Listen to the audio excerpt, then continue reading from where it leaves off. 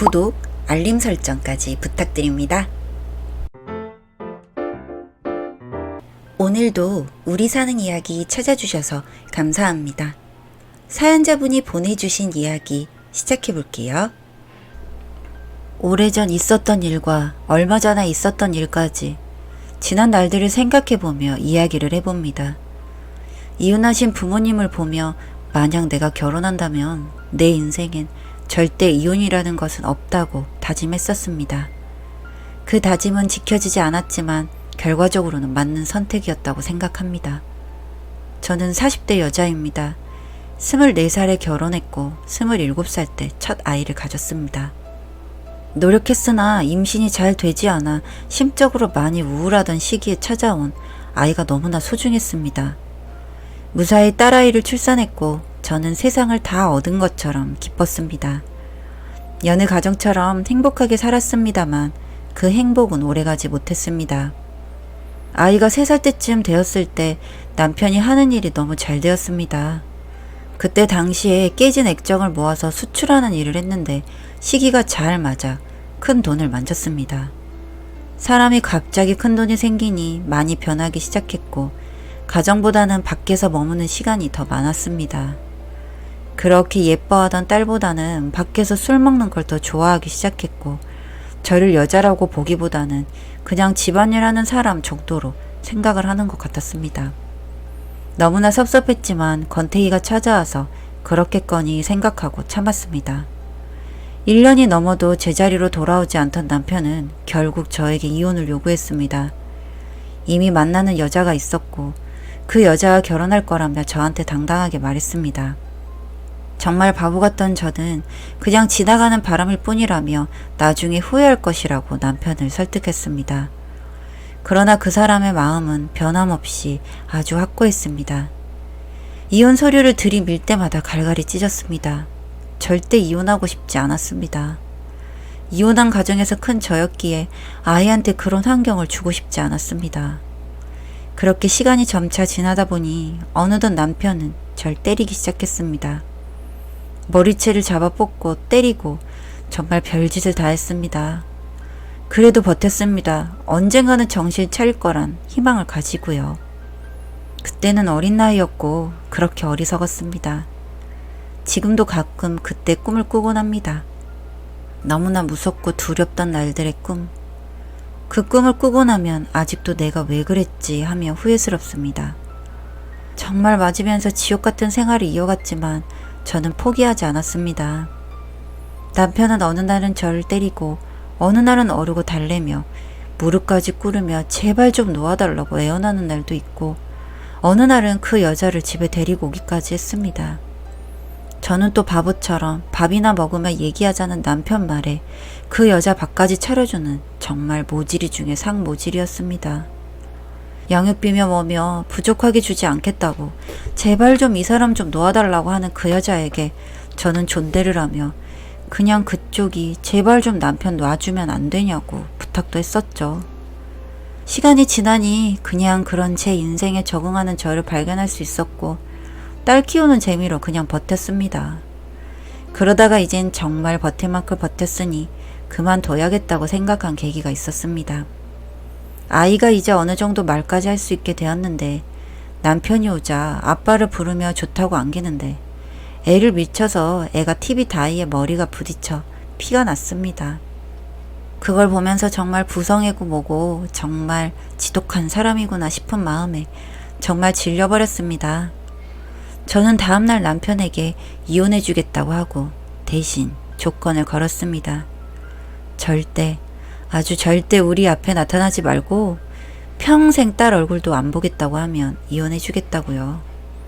남편은 내 자식 내가 보는 것이 왜 문제가 되냐고 했고 저는 그렇지 않으면 절대 이혼하지 않겠다고 했습니다. 남편은 고민을 하더니 알겠다고 했고 그냥 말로만 그럴까 싶어 각서까지 썼습니다. 양육비고 뭐고 필요 없으니 그냥 내가 살아갈 수 있도록 집 팔아 내가 가지겠다고 했고 동의했습니다. 다 정리하고 그 돈으로 딸과 정말 연고도 없는 포항으로 가서 집 하나 얻어 살기 시작했습니다. 휴대폰 번호도 바꿨고 정말 친한 제 친구들 몇을 제외하고는 저에 대해 알리지 않았고 그냥 세상에 없어진 채로 작은 곳에 숨어 딸 키우며 살려고 했습니다. 어느 정도 딸이 컸을 때 아빠는 세상에 없다고 말해주었고 눈치가 빤한 딸은 그냥 그러려니 하더군요. 둘이 살며 참 재밌었습니다. 아이 학교 가면 저도 출근해서 일하고 퇴근해서 아이랑 같이 시간 보내고 같이 맛있는 거 만들어 먹고 웃으며 행복한 시간을 보냈습니다. 남편에 대한 존재는 어느 정도 지워지며 제 마음에도 평화가 찾아왔죠. 아이가 초등학교를 졸업하고 중학생쯤 되었을 때 사춘기를 겪는지 애를 좀 먹었습니다. 대화도 잘 하지 않으려 하고 친구들과 보내는 시간이 많아지고요. 그러다가 자꾸 아이가 고가의 물건들을 가져오기에 계속 추궁했으나 그냥 선물 받았다고만 하고 제대로 대답을 안 하더군요. 뭔가 자꾸 찜찜해서 알아내려고 노력했으나 쉽지 않았습니다. 제가 주는 용돈이 빤한데 그 이상의 것들을 사기도 하고 택배 박스가 너무 자주 와서 도대체 무슨 돈으로 얘가 이러나 싶었습니다. 물어보면 그냥 용돈 모아서 샀다는 말뿐이고 저는 혹시나 학교에서 친구들 돈을 뺐거나 아니면 나쁜 짓을 하는 건 아닐까 싶어 걱정이 이만저만이 아니었습니다. 학교 선생님께 전화해보니 학교 생활을 무난하고 문제없이 잘 다닌다고 하기에 안심이 되긴 했지만 그럼 도대체 어디서 돈이 나는 걸까? 제 궁금증은 더 커졌습니다. 몇 달쯤 지났을까요? 드디어 그 문제의 해결 실마리를 잡았습니다. 딸아이가 TV를 보다가 소파에 잠들었고 방에 들어가 자라고 하니 눈도 못 뜬 채 본인 방으로 들어갔습니다. 그리고 저는 TV를 보고 있는데 자꾸 소파에서 진동이 울리기에 뭔가 싶었더니 딸아이 폰이었습니다. 집어 들어보니 저장도 안 되어 있는 번호였는데 어딘가 자꾸 낯이 익은 번호기에 계속 생각을 했는데 애 아빠 번호인가? 긴가민가 했습니다.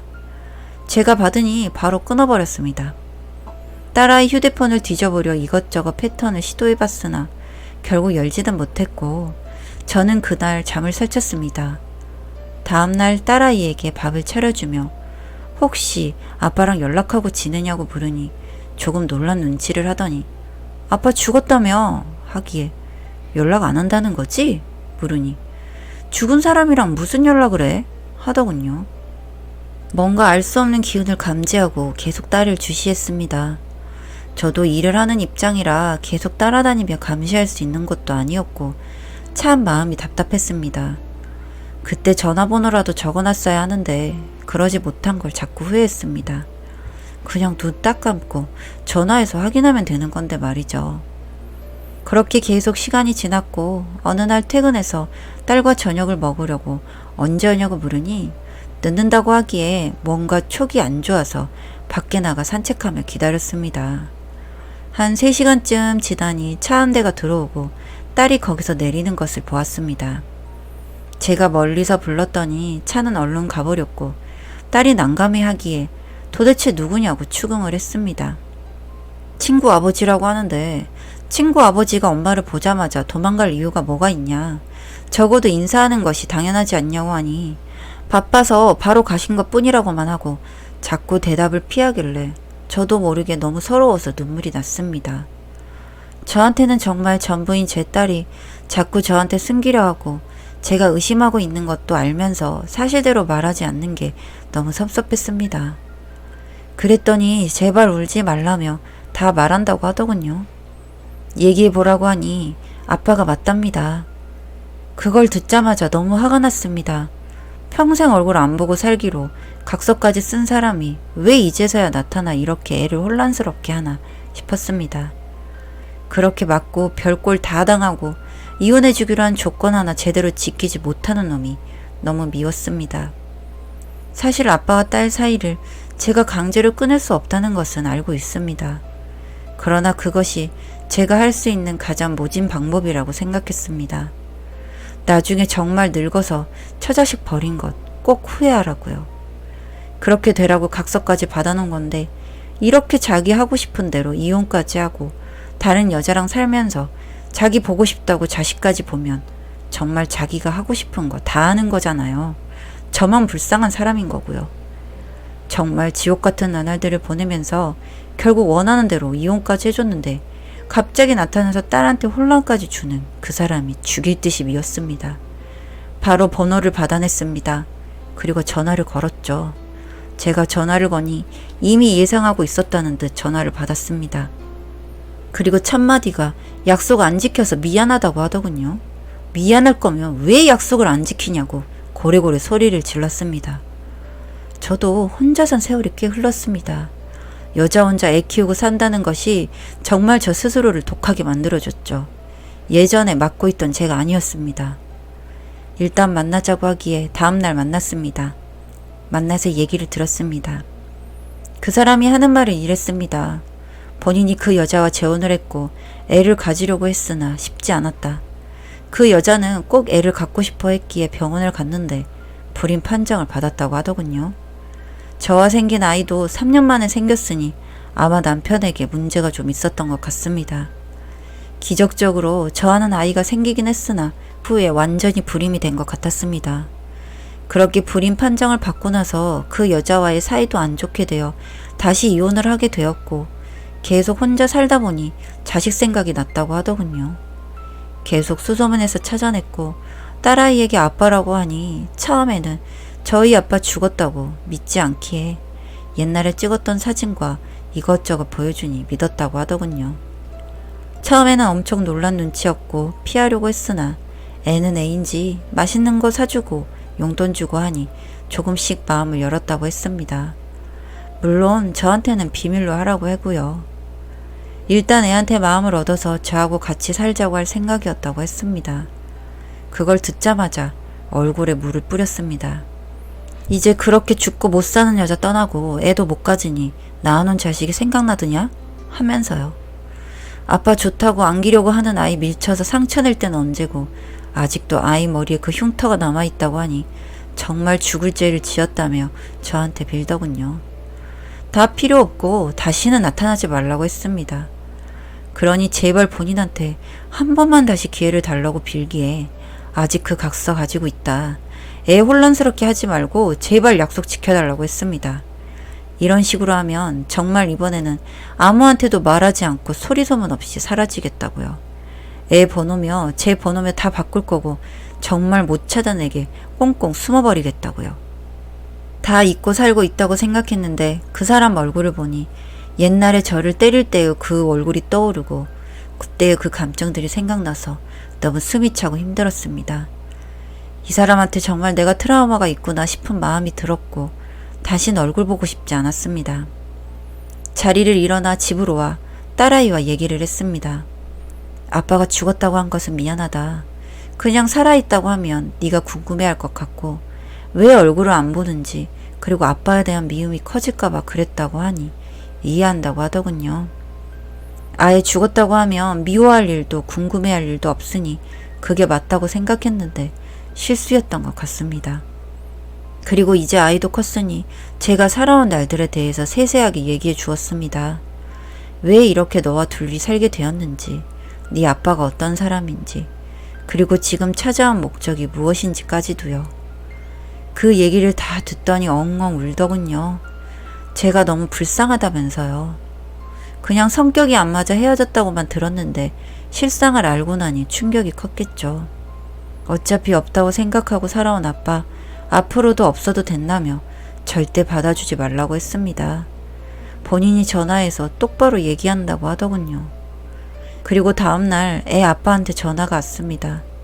애한테 무슨 얘기를 했냐고 소리를 지르기에 있는 그대로 네가 나한테 했던 일들 다 말했다고 하니 그런 거 말하면 애한테 좋을 줄 아냐며 성질을 내는데 소리 지르는 걸 들으니 또 그때 생각이 나서 핑 돌았습니다.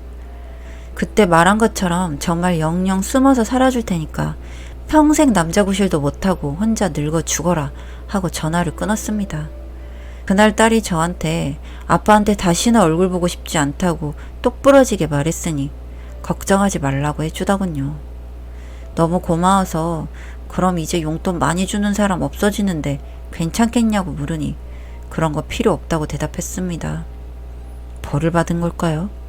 그렇게 이혼을 원하며 절 괴롭히더니 원하는 여자와 재혼을 하고 아이를 낳으려 했으나 불임.